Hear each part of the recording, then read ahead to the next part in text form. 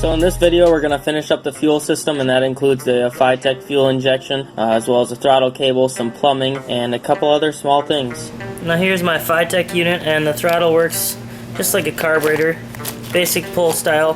Whatever you're going to use for a carburetor or a FiTech or whatever you're going to use, you want to take it out of the box and check the amount of travel. So on this unit here, I have 2 inches from here to full throttle, so I want to have 2 inches of pull on my throttle cable.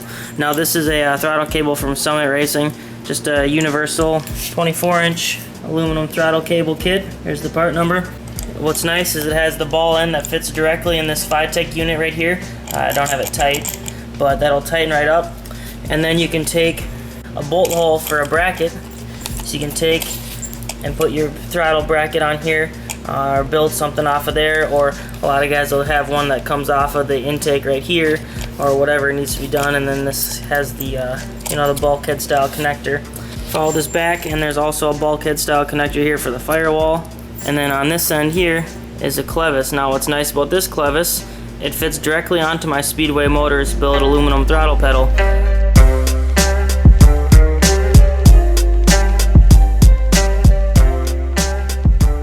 And then also you notice that there's some extra stainless cable here.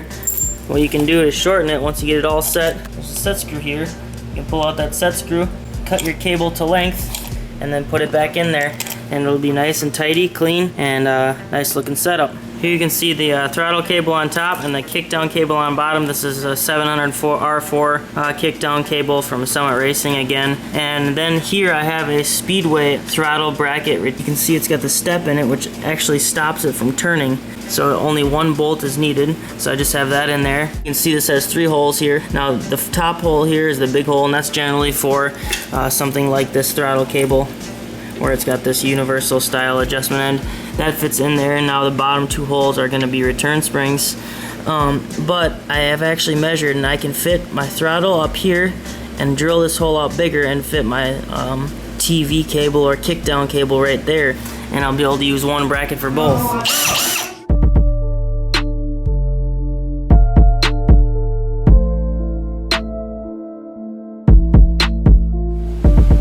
One thing that's really nice about this FiTech is it's just like a newer throttle body, where it has a spring built in, or a turn spring built in, so you don't have to worry about any springs. It's all self-contained. Ooh, it's pretty too. Throw these up in that bracket, and then I can drill a hole in the firewall for my cable and run the kickdown cable down to the opposite side of the transmission.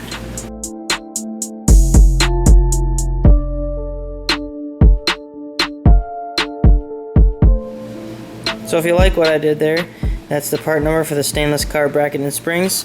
Man, it seems like a friggin' Summit advertising, but for here, with these Summit cables, I'm actually using spark plug wire separators. Now these actually measure about 320, I believe, and these cables are only like 270.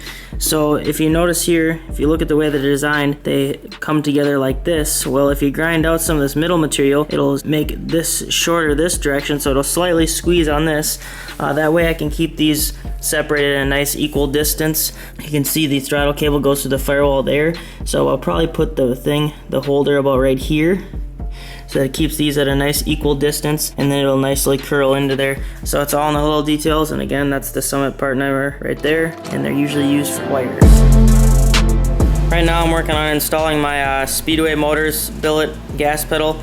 Now originally this pedal comes with this arm the opposite direction, so I just went ahead and flipped that, and then I took this spring out and pin and went ahead and actually drilled a new hole a little bit further this way, so that the ratio would be slightly more even, because if you notice the pedal arm is longer than this arm here, so that means that you have to push the pedal further to get the same amount of travel out of this for your throttle.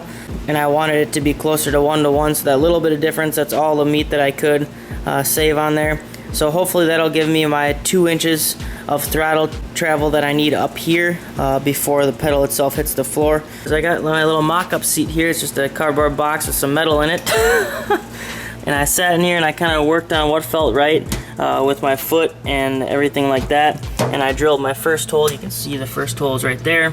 So now all I gotta do is drill the second hole So I'm gonna make sure to get it square. You can see there's a line here. This is a nice bead roll edge that I can set my square on, and that edge there is all straight. So I can set my square on there, line it up, and then Sharpie it down. There's a line. Now I can measure from center to center on this hole with the veneer, aka a caliper, and drill the second hole based off of that. One thing that's pretty sweet about this pedal, a cleco actually fits perfectly in there.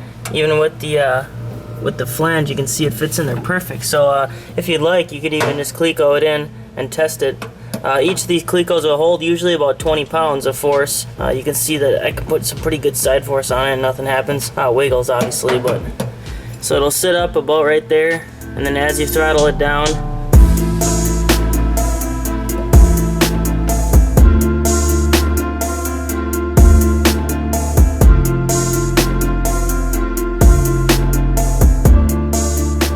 here I'm working on plumbing up the fuel system. So I have my fuel pump here. It's the FiTech supplied inline fuel pump.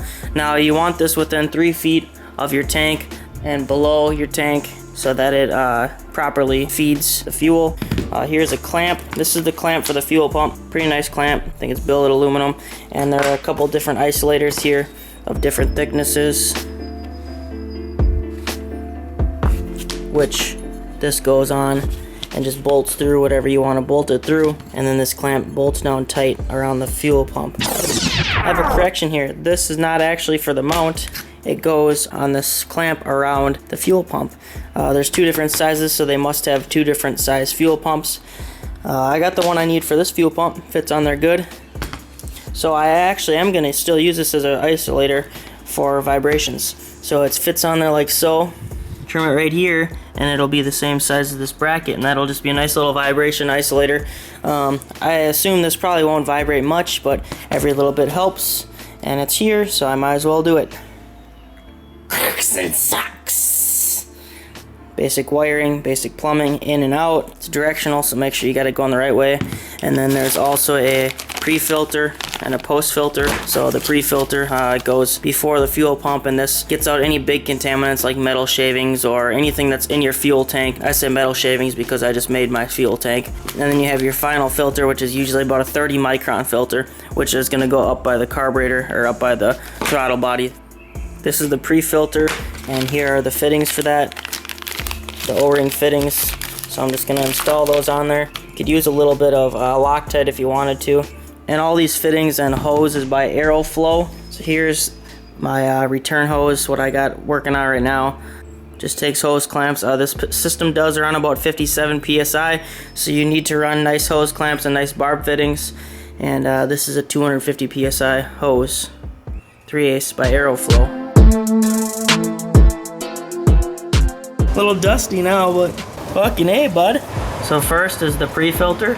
That's right there, just held on by one of those rubber covered steel clamp type dealy boppers. And then it comes down to the fuel pump. There's the fuel pump. Wiring obviously. And I actually put the post filter right there because I didn't have room under my engine compartment for it, and I can still get to this fairly easily. You can see the wiring is loomed up, the hot wire, and then the positive or the negative wire just goes right, bolts right there through the mount, which is a stud that's welded onto the floor. Follows it all the way up the frame rail, all the way to the front.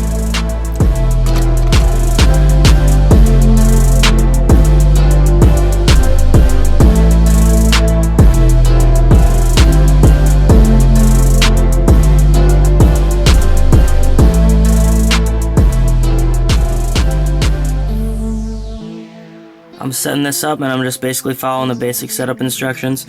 Obviously, number of cylinders, engine, cubic inch. The cam option, that's the finicky thing. 1 is stock, 4 is wild. So most guys are going to be at the 1 or 2 range. Obviously, it depends on the cam you got. Rev limiter, idle RPM, and ready to start it up.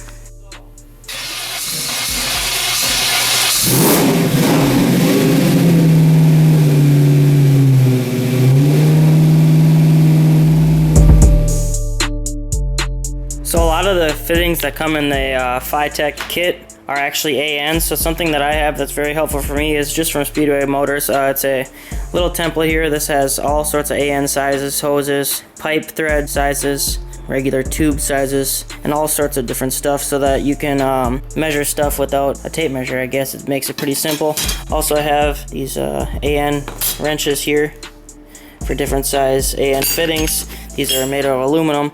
So AN fittings are generally aluminum, so they actually scar and scratch pretty easy if you use any metal sort of wrench. So you want to use an aluminum wrench because aluminum will not scratch aluminum. So that's those. Again, those are from Speedway Motors as well. I use them a lot, so there's something that I have around.